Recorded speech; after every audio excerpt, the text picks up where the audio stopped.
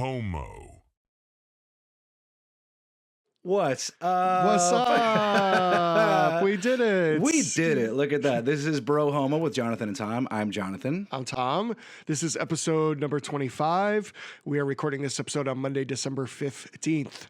25. 25 for 25. We can rent a car. We can rent a car. Yeah. We're a quarter century. You're a little, you got the snotties. Yeah. I've been dealing with upper respiratory blah, blah, blah. Oh, man. Yeah. I'm sorry. That's the I don't even worst. have kids. Like, what?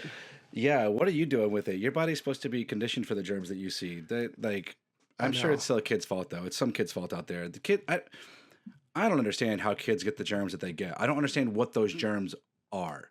Kids have worse, more intense germs. I don't know. Yeah, I don't understand disgusting. it. I'm sorry that you're sick. It's their man. petri dishes. Yeah, Yeah, it's they okay. really are. I think I'm getting better. It's just got a tail, a tail on it. How are you? Good. I'm good. What's new? Just did a bunch of manly stuff this weekend. Built a bunch of Whoa. shelves and put in some built-ins and yeah. So Yeah, you showed up on our little check-in call in like overalls and like kind of sweaty and gotta dress the part. That you was know? the best you've ever looked. Oh man, that was the best you've ever I should looked. have. I wish I don't. I would have worn my overalls. They're still dirty. I have so that I don't get the whole house dirty. I have a practice of like everything gets left like at the bottom of the stairs, like in the one spot stays dirtiest after I clean everything up. So there's still an pair of overalls. Yeah, and wear your sweatshirts. dirty I should've done overalls that. on an episode. No shirt though, just the overalls. All right, I think we can make that happen. Yeah, I think the I can be fans would love convinced. that. The Brohomians. The brohomians. Is that what it is? I think it's just brohomies, right? But I mean, I like brohomians. Brohomies, that's right. Brohomians One night on Gemini, I was just messing around with some AI, and I made characters of Brohomius and Broheterus. The Brohomians are us as Greek gods, God. I think we should do like a whole series, like a throughout time, kind of like the ambiguously gay duo, but like the opposite of that. And just like super hot like Greek demigods, Broheterus and Brohomius. I love it. All right, yeah, let's see. Yeah, Bring that to the next meeting. I'd love to see that. How are you other than being kind of snotty and sick? How are you otherwise? I'm good. I think I told you last week we had like a leak in our bathroom. Mm-hmm. So this was a weekend of the landlord and their men coming to fix the leak. It's still in process. It's they were here like kind of all weekend. So that was kind of shitty, but it's getting fixed, but there's bigger problems, but it's like kind of the price of doing tea in China. Is that the saying? I think it's the price of tea in China. Oh, not doing tea? I think that means like it doesn't matter to us. Like that's like it means as much as the price of tea in China. Like we're not affected by that. I thought it's what that catchphrase meant. That What's the catchphrase that's like, it's the price you pay for the price of doing, yeah. price you pay. Oh, it's not the price of doing tea. It's not the price of doing tea. No, it's not the price of doing tea in China. But that's There's a saying. Shit. Correction corner next week. Tune in. Let's find it. But I agree with you that there is something very and it's a very you certainly learned it in New York. I'm sure you get it other places in the world too. But like what you pay might not necessarily be monetary. So like you guys have put in sweat equity and put in your time, and you put in What I'm trying to say is we have like a stupidly big, nice-ish apartment for what we pay in rent, and so it's the price. It's of very doing, nice. Price of doing tea in China. Doing tea in China. It's just sometimes you got to pay the piper in China for the tea you want in hand. That's right. So we have a leaky bathroom. You can lead a horse to tea in China, but you can't pay for it. Sure. I don't know. I really don't know which one you're. I mean, what like? Oh man, I'm gonna be. I don't know. Write us. Call us. Call in. Call your senators. Write your senators. Yeah. What do you have any correction corners from last week? I don't think it's really a correction. But I just want to clarify, Jose Rolon is the man I was talking about last week, NYC Gay Dad. I think I might have said NY Gay Dad is his handle on Instagram. NYC Gay Dad was one of the co-hosts of Love Take Two, the podcast that I stepped outside of our relationship for.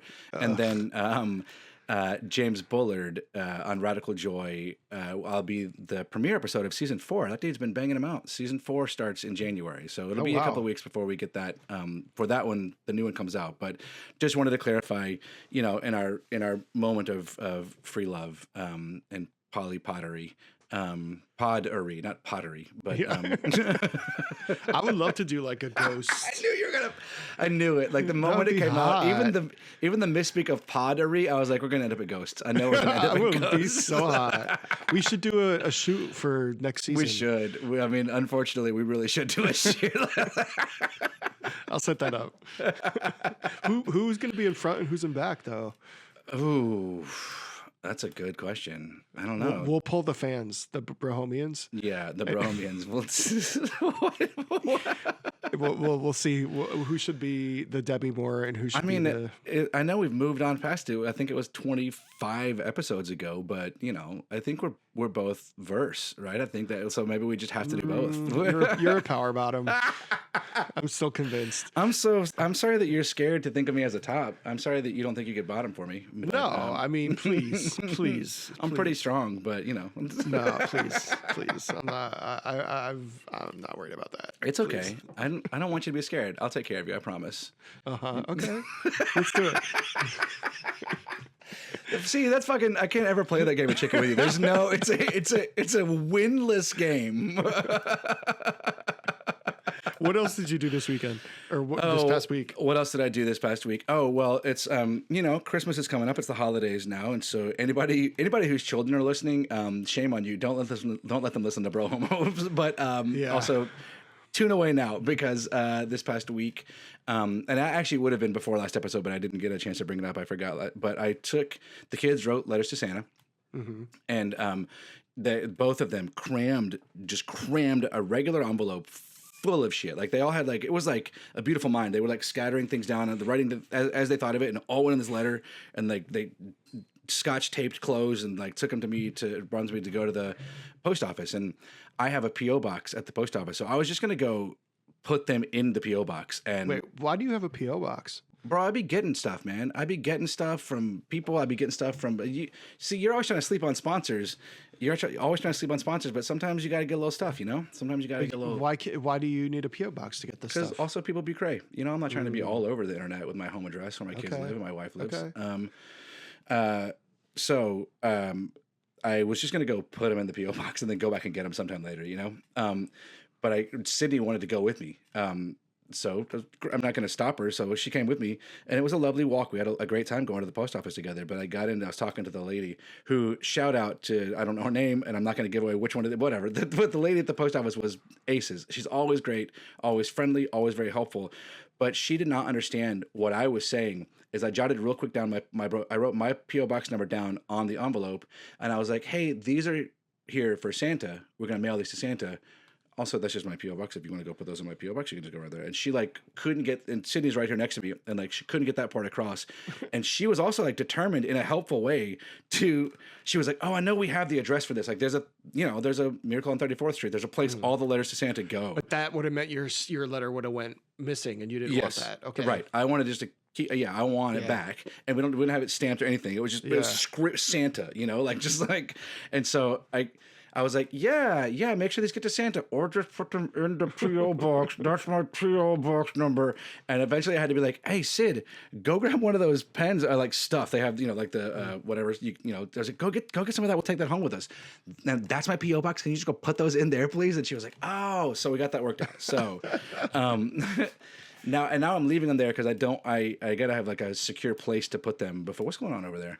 There's cats sneezing and fiance's getting undressed to go shower. Yeah, I was gonna say there's clothes coming flying in over there. Clothes flying. Yeah. Ooh, are we in sweep? This is kind of like mid-season. Is this a mid-season sweeps? Don't encourage it. Nick, can you hear me through your headphones, Nick? What? No, he can't. I'm gonna call him. I'm gonna call him and tell him to walk through. I'm gonna call him and tell him to walk through. Don't. And then Chips is sneezing. I don't know why Chips is sneezing. Oh, yeah. Maybe Chips is snotty too. You gave. You're a petri dish. Terrible. Look at you. That'd be terrible. We'll wait till he's in that towel when he's finished that shower. So you got the Santa letter back? Yeah. Okay. So they're in my, yes, they're still there. But yes, I have those waiting there. So that worked out. It was all a wonderful parent misadventure. The only other thing that happened, because it's just all dad life all the time these days, is tonight I introduced Caleb to Sorry, the game, and I was like, things have just been a little too calm around here for a while. Let's fuck things up a little bit and let's create some real tension in here. And it was, I mean, he loved it. He loved it. Of course he loved it. But I had to make I don't let my kids, I don't just let them win, they're also not better than me at anything. And I don't say that with any amount of pride, they're just, so I encourage them. But I just don't like the thing about I act like I couldn't beat them, I don't like that whole thing. And I feel like there's a way to encourage without that. But there was a time tonight when we were playing, it's his first time playing Sorry. And there was multiple times in a row, I was just crushing him. And I wasn't even bullying him. It's I had no options other than to just I had to keep doing it. And then until I finally just drew, when I was going to Sorry, the last guy he had still out on the board, I was going to put all three back at start. And I just made a business decision and lied about what the card said. He's not he can read, but if you're moving fast and he's not really paying attention, he's not going to keep up with it. So I just lied about the card and slid it in. And then he came back and beat me fair and square. From that point on, he just fucking beat me. Wow. Yeah. Okay. So, I mean, I was impressed and I was glad it got him. That's one of those, oh, hi. We got a fish appearance. For the listeners, yeah. Fish, say hi. There's a cat. There's a cat named Fish here. Say hi. Hi. Give us a little hi. Oh. You can't give us a little. She sings every night for her dinner. But no, not on cue. Not for free. She doesn't give it away for free. No. She does define gravity for dinner, though. Oh. Yeah. Wow. Yeah, she hits some notes. Well, that's cute. That's good. I don't remember which one Sorry is. Is there something you press?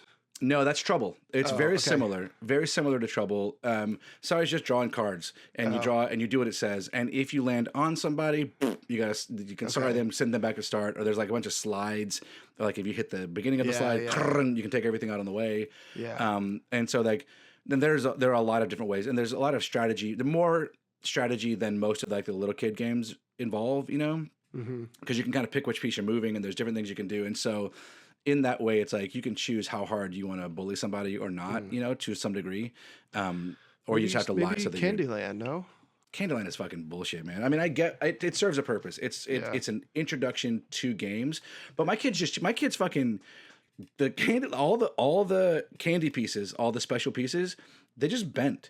So they know where those cards are. So they cheat. They basically count cards. Do they still have memory? Is that still a game for kids? Oh yeah. Yeah. I used to love that one. Sydney crushes. She can beat me and Jen. She can crush at memory. Really? Yeah. Maybe not me. She can beat Jen. That's nice. She'd probably beat me too. I have not sat down and played with her in a while. She beats Caleb, no problem. She can beat Jen. But yeah, memory's still a thing. As much as there is brain rot going around everywhere. I've been trying to convince the kids. I don't even want to talk about it yet, but 6, 7. Do you know about that? Do you know anything about that? Yeah. All right. I've been trying to passively get them out of it because I know if I push getting them out of it, it's gonna make it more. What do they do? 6, 7, 6. They just say it to you guys in response to anything. Anything. Yeah. And at first it's I've watched the brain rot evolution. I've watched this go through the progression because. 2 months ago, whenever it was kind of new, Caleb was super judgy about it. He was like, I don't know what the kids are saying. I think they watch too much YouTube. Those were the words that came out of his mouth. And now he's like 6, 7. Yeah, I was gonna say I think they're a little behind the 8 ball on this one. Yeah, but it's fucking stupid. It's and it's not over. It's still very much happening. So it's not like they haven't missed the curve. It's just still in the curve, and it's I don't know. Stupid. New York Times wrote about it 2 months ago. To me, that feels like. You're on the zeitgeist. You're on the 6-year-old zeitgeist. You're crushing the. I mean, once the Times is writing about it, but I heard the key is for you guys to start saying it, and then that will make it not cool for them. That was the key at Halloween, which was 6 weeks ago. It doesn't seem like it worked. So. Shit. All right. Well. I love how you're just judging my kids for being behind the times because the Times wrote about it. You know what that always makes me think of is Evita. It makes me think about Don't Cry for Me, Argentina. And she's like, although you're dressed up to the 9s, at 6s and 7s with you. So anytime I hear anyone say 6'7", I think of Patty LaPone singing "Don't." Yeah, how gay is that? That's the gayest. That's gay, right? Yeah, that's gay. Maybe you should play them that song. That'll shut it up. I should. Yeah, that's the most maybe on brand reaction. Yeah, since the beginning of this being a thing, that's where my mind goes every time I hear it. Because it's such a weird Tim Rice lyric to begin with. Anyways, this podcast is going all over the place. I want to say that I really enjoyed our snow day yesterday. Yeah, it was the highlight of my weekend. Was waking up Sunday morning, even though I was kind of like not feeling so well. But a nice snowy day home with Naquan and the kitties. I made breakfast. I made dinner. We did some chores. We hung out. We watched a movie. What'd you watch? It was really watch? nice. We watched Jay Kelly this weekend, and we watched One of Those Days. One of Them Days. What's that? That's the SZA Keke Palmer movie. Oh, yeah. Buddy comedy from last fall. Yeah. Okay. I forget which one we watched which day, but it was nice. I really like our Sundays home alone together. It's my favorite. It's really my favorite. It's my favorite. It's really nice. Yeah, it sounds nice. Yeah, and like it's to the point now where even when I'm not feeling sick, like plans on Sundays are like, ooh, because it's just like just want to be home. But anyway, so it was a nice Sunday. And you did all the cooking? Like you did breakfast, were there snacks in between? I have this idea of like you guys sit on the couch, but then like it's time for another course, so you get up and you go like you sometimes diddle in the kitchen for a minute and bring something back, and then like no, it was breakfast and then it was dinner, and I made the Ina Garten brownie pudding that has been all over social media the last week. Okay. So it was really good. So it was breakfast, dinner, and dessert is what I made. Lunch was just like every man for himself. I don't even remember what we did for lunch. We had leftovers and stuff. So yeah, that was our weekend. That's great. That's a lovely Sunday. I like that a lot, man. That's a good good transition into culture. I already told you what we watched. Jay Kelly is the new George Clooney movie by Noah Baumbach. It was good. I liked it. Yeah, it was good. How did you say the director name? Noah Baumbach. Okay, I thought it was like Baumbach, which I like that. No. Noah Baumbach. But it's good. It's good. It's good. It's not like my favorite of the year by any stretch, but it's good. It's well done. It's just like a famous guy being like dealing with life, being that famous, which I'm into. Older famous person dealing with regrets and stuff. But it's kind of like regret in general is weaved throughout as a theme. And then Friday we watched the first 2 episodes of the Tay-Tay documentary on Disney Channel. Yeah? Oh, so good. So good. That was very exciting. Does those first 2 episodes have her giving out the checks? Because I was been wondering why that clip's all over social media right now. That's why it's all over. Yeah. It was very exciting. And then I finished watching. I had started it a while ago, but have you heard about Famous Last Words? New show on Netflix. There's only 1 episode so far with Jane Goodall. She passed away in the fall. Famous with the chimpanzees. Yes. So Netflix has interviewed elderly famous people that are probably going to die soon, and they've done these very intimate interviews with them, at the end of which the interviewer walks out of the room and they have a final time in front of the camera to say whatever they want that nobody else in the world is hearing. And the interview probably the editor, it doesn't get aired until the person dies. So there's only 1 episode because she's the first person that they've filmed, and they haven't announced who they filmed. So we'll only find out about these as people die. It's a pretty cool idea for a show. Wow. And she is incredible and has like wise things to say, and highly recommended. Yeah. All right. I mean, if people, I don't know, it's like, it's an elderly lady sitting down for a one-on-one interview, and she's just in a chair the whole time. So it's like, it asks a lot of viewers these days in our attention spans, but I mean, maybe give it a shot. Yeah. Maybe try to expand out of the brain rot and the flashy ADHD-ness. That's cool. Yeah. I'm trying hard to not look at my phone when we're watching stuff, which is so hard. But there's certain things like, I've talked before about how much we like Bake Off. Like Bake Off's a show that is phone worthy. So much of TV, like it's out now that it gets talked about. It's like the second screen is the second screen worthy. Like you have to, things are being written, which like I try for the most part, just because of the content that I like, I watch things that require you to not do that take thought and have to pay attention to.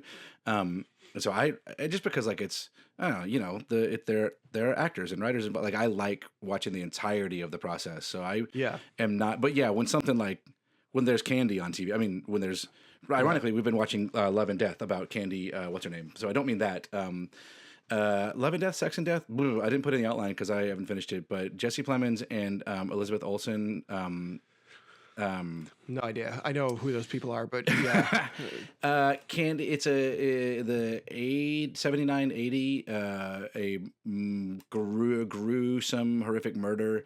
It turns out there's like an affair because I started to say graphic and I was like it's graphic and gruesome. I was like it's not graphic's not the word, but it's a graphic murder. And it's like just about this small town of boring normal life that ends up with a graphic murder. Crazy. Yeah. It's good. Elizabeth Olsen is good, man. She's good. Yeah. And especially this, it's like she's playing like a Texan woman in the 70s. Like there's just like a plainness is the wrong word, but like I'm watching a church lady, like I know a church lady from the 80s, and like she's fucking nailing this. I'm very impressed. Anyway, so and he's the only Friday Night Lights cast member with an Oscar nomination, which is wild. Really? Yeah. Kyle doesn't have anything up there? I guess not. No. Wow. He's the only one so far on the board. I mean, he is. What a trajectory too. But like that just, I feel like it goes to show you like the side guy with character, the weirdo, with Riz, but kind of like a weird side guy. Yep. Crushing it. He has not stopped crushing it. Yep. Also, the only other thing that I had for culture is the second day of Hanukkah. So, yes, did you guys light your? We did. We lit the menorah. Menorah? Yeah, I wanted to. I started to bring it down, but they were actually doing it like they were wrapping up as I came down to do this, and it would be antithetical to take the menorah from the people celebrating Hanukkah to come put it in the background of my shot so I can present Hanukkah. So. Yeah, don't pretend Hanukkah. Do the kids get Hanukkah gifts and Christmas gifts? Yeah. And Jen's made a good point. Like we've actually, do they do an advent calendar too? Sorry. Yeah. So they, not in like a Jesus advent calendar way, but my sister-in-law got each of the kids a Lego advent calendar. That each day you open a thing up and you can build it and you can build a scene. And Caleb's was Star Wars. I forget what Sydney's was. Every day is a whole new scene. It's like every day is a piece that that builds to a scene. So you build a guy and then you build R2D2 and then you whatever, like cool. Except for the day that Caleb got it, the day that they got them, he ripped the whole thing wide open. So just like it was a 1 day advent calendar.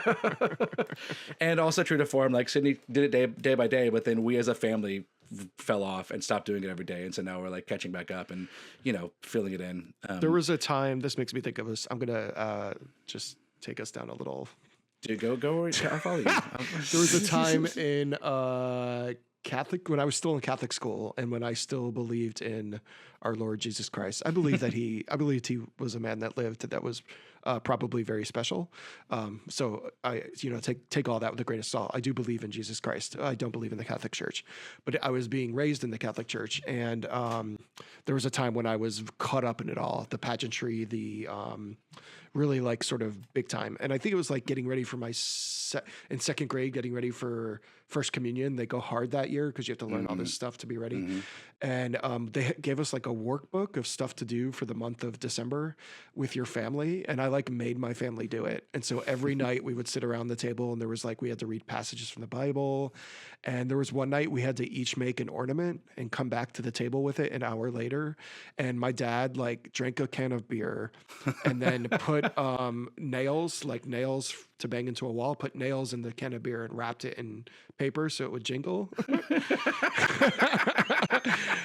We would like shut off the lights and we would light the advent calendar. It was like, my parents were like, I was into it. Yeah. I mean, that's kind of how they get you, right? It's like it is the pageantry, and it's like the work reward of the whole thing. Like that's it. That's what it is. With the story of the immigrants that weren't allowed in. It's so crazy. The irony of it is so well. Yeah. And I don't want to jump. I mean, I guess it's something a little bit. It's the next category. I know we're not going to do a whole lot, but like, did you see that weird that truth social tweet? Truth that he put out tweet. They're not whatever they are. About Rob Reiner? No. That one was grotesque. What do his religious followers think when he posts something like that? Like literally, what do they think? I don't know. I mean, brain rot. I don't know. I don't know how it works. I honestly don't. That's the whole. Pick a thing about him and like patriotism, masculinity, religion. I don't fucking know. None of it makes family values at all. I don't know. Business savvy. None of I don't know. The Rob Reiner social media. That was grotesque. It was really sad and making it about him and just what a horrible tragedy. What a horrible weekend for the news in general. Like just like a lot of bad shit. I was telling Niquan this is so weird. Like last week sometime, like when you're on Instagram and if it tries to send you to go to Threads, so it shows you the beginning of a post that's like, oh, I got to read the rest of this. So you go to Threads. So that's the only time I go to Threads. I don't use Threads. I go because there's something on Instagram. I'm like, oh, that's I got to read that. And so there was this post about this person saying that this account had like predicted the date of like that Charlie Kirk's assassination. And that this same account had said, keep your eye on December 14th. And so I saw this last week, like early in the week last week. And I don't know what made me do this, but I put a note in my calendar, attack on December 14th, ? And just a little note for myself to remember when yesterday rolled around, like pay attention to the news today. Wow. Bro, what the fuck? I don't mean to make this like some conspiracy level podcast shit, but like... That was weird. Well, what's up with his account? What's up with this? I don't know because I didn't. I put the note in my thing to say pay attention to that day, but I couldn't tell you what the account was. I couldn't find the post again. That's lost in the sea of Instagram threads. You press the wrong button and everything goes. And so like I couldn't tell you where I found that. Wow. But I got chills Sunday when I looked down at my little notes for the day and was like, what? Yeah.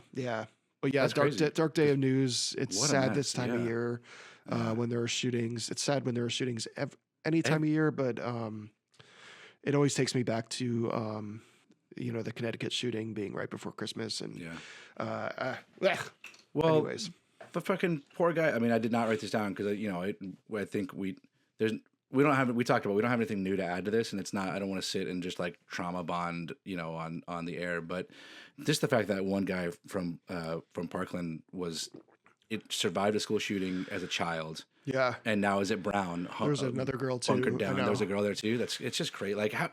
Fucking what's wrong with this place that statistics can have more than one school shooting in your life now? Like that's crazy. Yeah. That's crazy. Yeah. Scary times. We have a leader who thinks that he should make Rob Reiner's tragic, and his wife's tragic murders about himself. So what do we expect? Anyway, a little bit of good news. I would like to take a moment to shout out Mackenzie Scott, Jeff Bezos' ex-wife, who did, like last week, her donation tally came out. $7.1 billion she donated in 2025. Brings her up to like $26 billion, I think, lifetime. Ahead of like this year, she's ahead of Bill Gates and I think Warren Buffett. She's ahead of like Michael Bloomberg. She's like crushing it. And all of her stuff I was looking into, I don't know if you saw this, it's like all unrestricted. Like she just gives the money, and it's a lot of it's like equity driven. So it's HBCUs and like community colleges and like really, I don't know, like good for her, Yeah, totally. I mean, she is a beacon. We could, and this is not a knock on her though, but we could also just tax the billionaires. For sure. And she wouldn't have to do all this. For sure. But because she's the other side of it. All the billionaires always say like, well, don't tax us. We'll spend the money. We'll do right with it. No, you fucking won't. Like, it's the woman who's doing it. Like, there's no, Bill Gates didn't donate that much this year. Even Buffett, who's like supposedly a good guy, like still not donating that much. I don't know what the fuck Jeff Bezos, who is actively working to suppress any kind of he just wants to make more money, and he's not donate. He's not helping with any of it. And if you're gonna Yeah. talk about how he's putting more back into circulation, no, he's fucking not. He's not even paying his workers. So get the fuck out of here. Yeah. And also, like, just to get ahead of anyone, I don't know that we have any listeners who would do this anyway, but just to get ahead of anyone who's going to talk about how she didn't make that money. First of all, she was married to the guy for 20 years, so she absolutely, while he was building Amazon, so she absolutely had a hand in that, being his partner through all that. And also, like, Don Jr. didn't do shit to make any of his money. What other, children didn't they? What did they donate? Nothing. Nothing. They're not on record at all with charitable donations, and certainly not this kind of like unrestricted, actually trying to help, and not just like faking writing donations in your tax write-offs that don't even actually happen. Get the fuck out of here. Anyway, thanks Mackenzie Scott for being a real one. Yeah, thanks. And tax the billionaires, Scott. But it's tax the fucking billionaires. What are we talking about this week? We are talking about early theater experiences. Yay. Yay. Yay. Yeah, I mean, sure. What are your early theater experiences? Well, this was something we were talking about last week, because Caleb had just had that audition for Beauty and the Beast, and today and tomorrow are the final callbacks for these leads. They must be like really, really grinding it out with these leads. I don't know, but I asked him today if he knew when he was going to find out. He said, well, I don't know. I'm the only one asking if anyone has found it out, because apparently he's walking around just asking people if they found out anything. So we're still not sure when word comes out. He seems pretty cool about it. So it reminded me in third grade, I went to see our community theater production in my hometown of Oliver, and my mom took me and my brother to see it, and it was like the summer musical. And it was awesome. There was kids. It was in the round. There was a billion kids in it. I remember watching things happen, like live theater things. Like I remember a basket fell on the floor, and the guy stepped into it and then like played it off. And I was blown away in third grade, or going into third grade, blown away. And after the show, realized that these kids were like from my town. I didn't know any of them, but I was like, oh, these are kids who go like, I'm peers with these kids. So I asked my mom, how do they do that? And she said, well, they audition. I said, well, what can we do that? And she said, yeah. So that fall, she took me to audition for A Christmas Carol. My hometown did an annual original scripted version of a musical Christmas Carol, and I auditioned. And I remember just a room full of people. It's like an open audition kind of thing for the community theater, and whatever little song I did. But this is probably the start of what took me down this path, is like the feedback from that crowd right away was through the roof, because I was like 8 and doing it enough that it was like cute. I'm sure it wasn't. In fact, the role that I got was the smallest possible role in that show. Like I almost feel like they just tagged on one more little kid to just fit in. Like I was the little rich boy, and all the other boys were urchins, because the urchins would run amok the whole show. They're always doing stuff, and they're part of like scene changes, and they're fun through a lot of different scenes. And I was the little rich boy, so I just came through a couple times with my rich family while all the urchins were doing all their stuff. But that was like the start of it. From that point on, I loved doing community theater. I did some school stuff when the school stuff came up, but we did not do big productions like Broadway Junior like my kids are doing here. We did, Winnie the Pooh, some little home written version. And once I got into the community theater stuff, the rush of the nerves, auditioning and performing was a big part of it. But also like that for me, that first time of doing Christmas Carol, and then after that, just like I was doing shows as often as possible, as many community theater shows, Velveteen Rabbit, 12 Dancing Princesses, Winnie the Pooh, whatever. Eventually, once I got into high school, I started booking some of the younger leads and stuff, and I did that Christmas Carol every year for 12 years, and I just loved that became my people. That's where my love for theater came from. Is like there's nothing better to me. I liked sports, and I think it's because I thought I was supposed to like sports when I was a kid, and I like competing and I like being athletic, but like being in like a dusty old like ballet dance studio, like a community center dance studio, rehearsing community theater with taped out stuff, and it's all just like crammed to the corners while scenes are happening. And I like made friends with the older kids who would let me hang around. Like that was such formative experiences for me in my early childhood were just from that auditioning stage, from early on getting in and being like, in the ensemble of whatever community theater show was going on. But yeah, I don't know. How did you get in? What was your in? Yeah. Well, first, I want to say that Christmas Carol made me think about this stat that I just came across.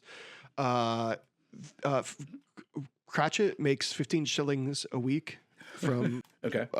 Scrooge, Uh-huh. and he's struggling. Right, that's the point of the play, is that he's struggling. Yeah. Adjusted for inflation, Cratchit makes 40,000 a year.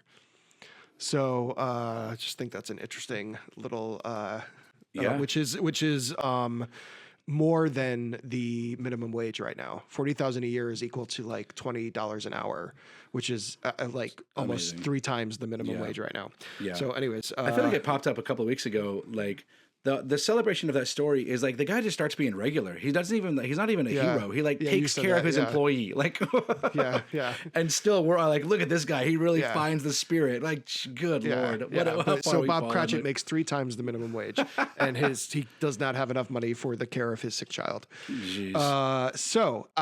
My first, I remember we did like it was Halloween, Charlie Brown Halloween. Okay. Like we had this somehow Like the teacher, pumpkin patch? Like the yeah, there was like a Okay. little 1-page script for it, and I got Okay. cast as Charlie Brown. So Fuck yeah, so you did. I was throwing down. That was like in 3rd grade. Hell yeah. And then I had a teacher in 5th grade who put on like a little musical review for the 5th graders. And this was like grade school. So 5th grade was like the oldest. So and I remember being in 4th grade and watching them do it and being like, I want to be involved in that next year. Yeah. And I got like the lead in that. And she was very, she really inspired me and encouraged me. Sort of like lit a spark. And so I kind of kept doing it. But what was ironic for me is I was like such an introvert and shy in life, but I was drawn to this thing that was like putting me in front of everybody. Yeah. And I always thought that it was something I never quite like made sense of. Do you have anything now that you can look at it and say, because I can tell you therapeutically why some of mine I think is there, but why do you think, have you ever looked back and wondered how an introvert was drawn to that? No. All right. I mean, fair. What do you think? For you, I don't know. I mean, I haven't spent time with. For me, it was a part of it was just external validation and an immediate response, and it was a way. This also wasn't like a thought process at the time. Like I can look back on it now and be like, oh yeah, I see that the thing I was getting and feeling good from was like, there's an intimacy that I control. Like I'm making us feel if I'm doing my job right, I'm making us feel a certain way, and I'm getting feelings from the people, and like I was good enough that it was generally positive feedback, especially in real time. Like when you get a laugh or get an applause like that, external validation in an immediate feedback kind of way, like that's one of the times I feel still to this day like most in flow when I'm like working with an audience, or like when I'm doing like I've kind of felt like for a lot of my career. And it might just be the need for validation, but like I've kind of felt like that where my talent lies and kind of the talent that I honed really without even meaning to is like in working with an audience, in like finding where they are and meeting them there. Cause like, my voice is whatever, my acting is fine, whatever. But like the thing that as I got old, I realized like, oh, that's why I took to improv and, that there's some other than like comedy, some of those things, because it's like, the thing here is like working with the live audience. That's a part of the interaction is a part of the art. Yeah. I think for me, it was like the storytelling. I just always loved stories and hearing stories and having stories told to me. And so once I realized there was a way to like tell stories live, I wanted to like be a part of it. I think that kind of got me. There was this weird period of time though, where there was like 3 consecutive times where I fainted. One was like in a school like Christmas chorus rehearsal, like on the risers on the stage, and I fell off. Did you have your knees the back. locked? Off the back? What? Oh shit, dude. Knees locked? What? Yeah. Did you have your knees locked? I don't remember. I don't, is that a thing? Yeah. Shame on your choir director for not telling you. Like I had many a choir director. Well, 2, middle school and high school, but like say, do not lock your knees on the risers because you won't even notice that you've lost blood flow, but you can slow down your blood flow enough to pass out. I've seen kids pass out before. The act of locking the knees or locking the knees and singing? Like, what is the... just keeping your knees locked, keeping that straight leg will restrict blood flow. So like when you're doing something like singing that is taking more oxygen and more blood to Whoa, you just unlocked a decades old mystery. That's crazy. That's probably what it was. I mean, it's a common-ish thing that kids in choirs will pass out because of that. Okay. Well, it was very dramatic when it happened. And then it was like all the talk of the school. And then it happened again in 5th grade. And then it happened again in 5th grade. It was like a class about like a health class, and we were watching a movie about drugs and like some kid taking too many drugs or something, and I passed out in the back of the class, and then everybody was like, Tommy's on drugs. It was crazy. And then the teacher brought me over her orange juice, and the teacher was diabetic, and so then she was like, maybe Tom's diabetic, and so then she made my mom get tested, and it started this whole thing that the whole school thought I was I wasn't diabetic. It was so dramatic, just from a couple of fucking feigning episodes. Jesus, it's terrible. Wait, but okay, for that one, you were just like sitting at your desk in the back watching a video, and you passed out? Yeah. I mean, it feels like maybe... Yeah, I remember things got like fuzzy, and like I just passed out at my desk. Yeah. I mean, I'm glad you're not diabetic, but it does kind of feel like that's worth looking into at that point. Like I mean, it stopped, thank God. I don't remember the last time I fainted. What's the last time you fainted? I don't faint. No, I don't know. Did you throw up? People are so weird. Like, are you one of those people who can't remember the last time you threw up? It's certainly been a while since I've thrown up. Yeah. But I like when I don't have any. When I feel like I'm going to throw up, I go throw up. I am not somebody who doesn't. I don't try to fight. I don't try to like get through it and not do it. I'm not any of that. I don't remember the last time I threw up being sick. I mean, probably being like too drunk and like.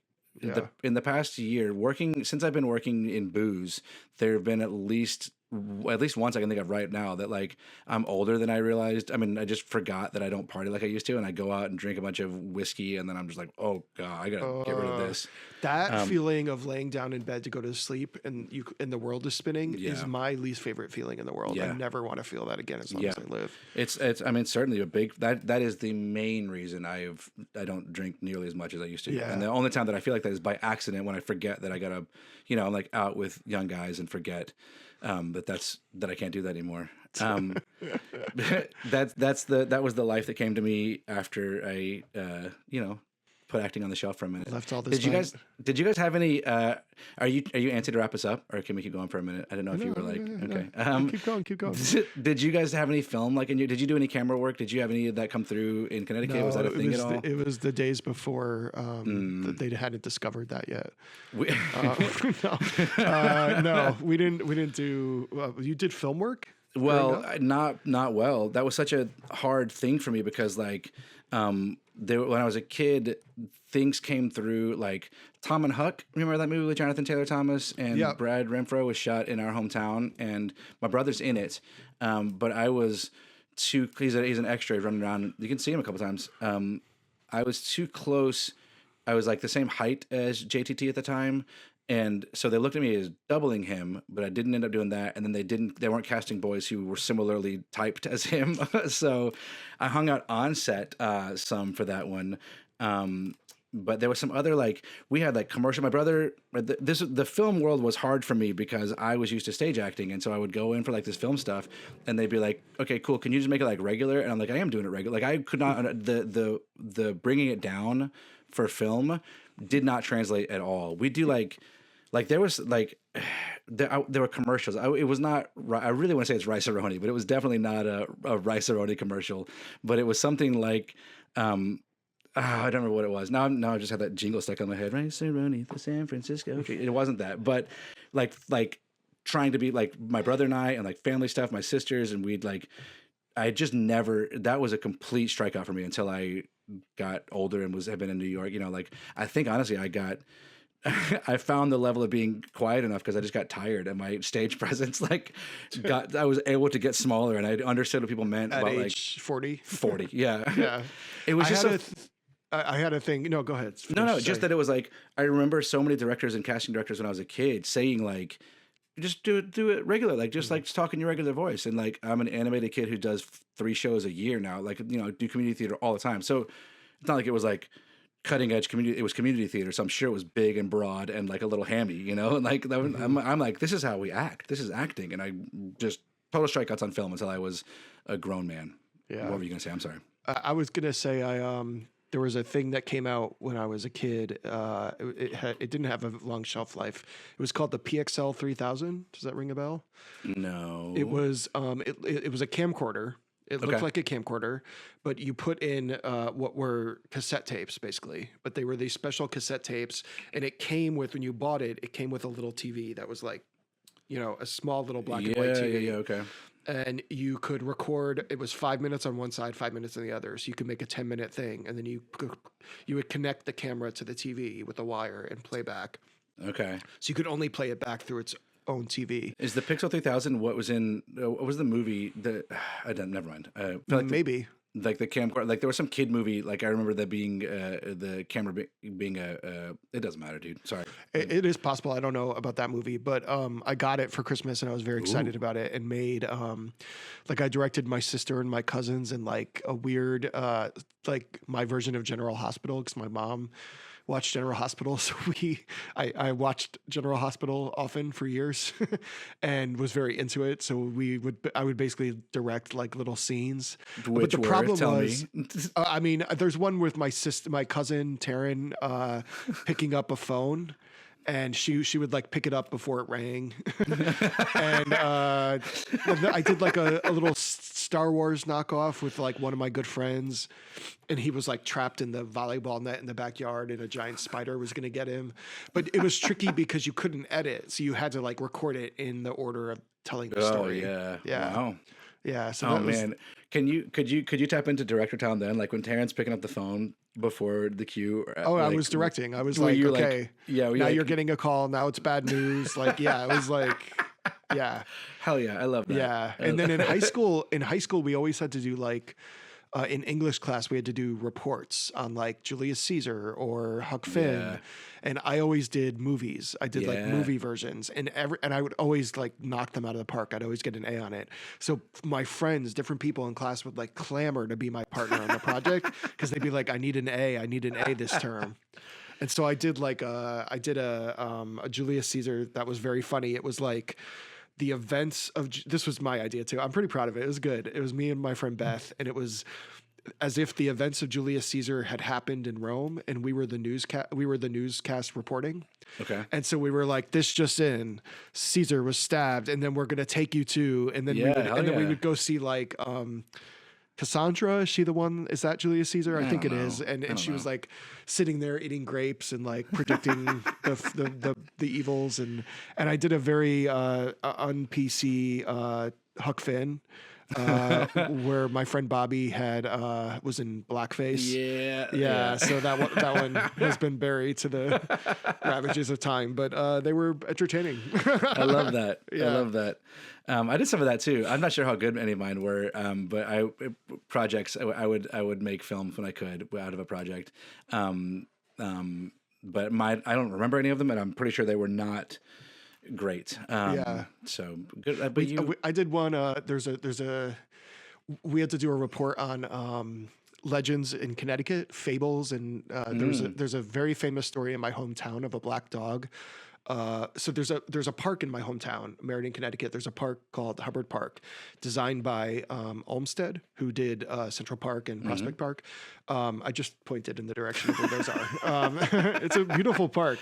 People are gonna figure out where you live, man. They're gonna know exactly. They're gonna figure it out. I don't live there anymore. Feel free, go to Meriden. I mean, from where you are right now, they're gonna triangulate.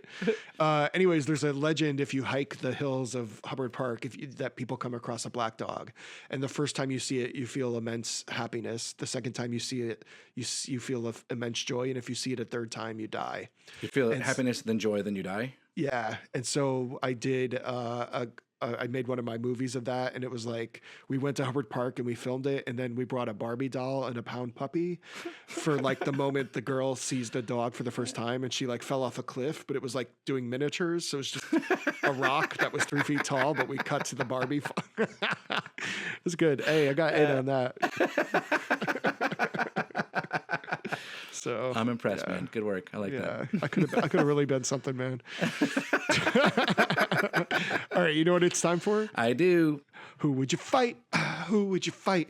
Pow pow. Ooh, wow. Yeah, it was sultry. I'll go first this time.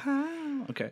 I'm gonna fight. I want a referendum. Is that what it's referendum? What's the one where it's like you want it to end? You want there to be no more. Memoriam. A memoriam. Yeah. Memoriam on Moratorium. Moratorium. Thank you. Moratorium. Referendum. Memoriam. What was the other one you were saying? Moratorium.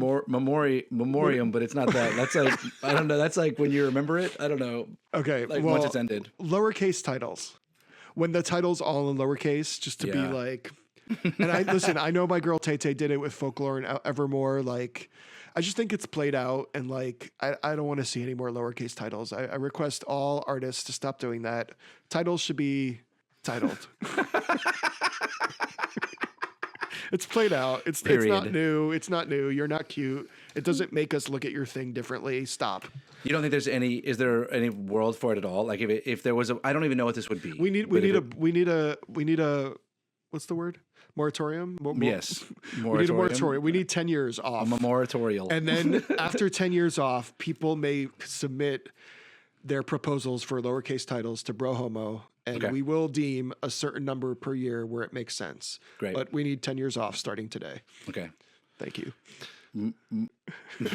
The moratorium, this moment is momentous as the moratorium's I don't know. That's all I got. I can't. As we start lowercasing Bro Homo next year.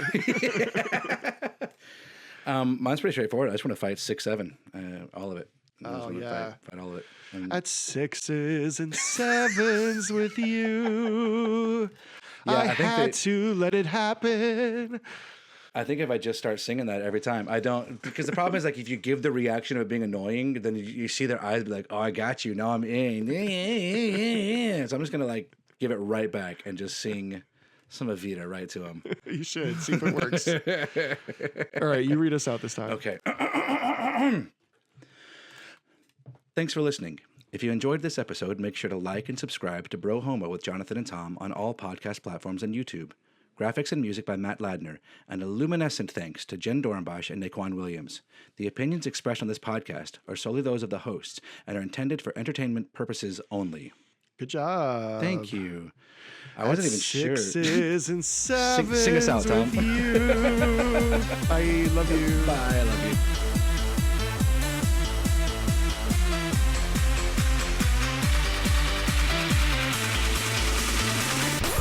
Bro Homo.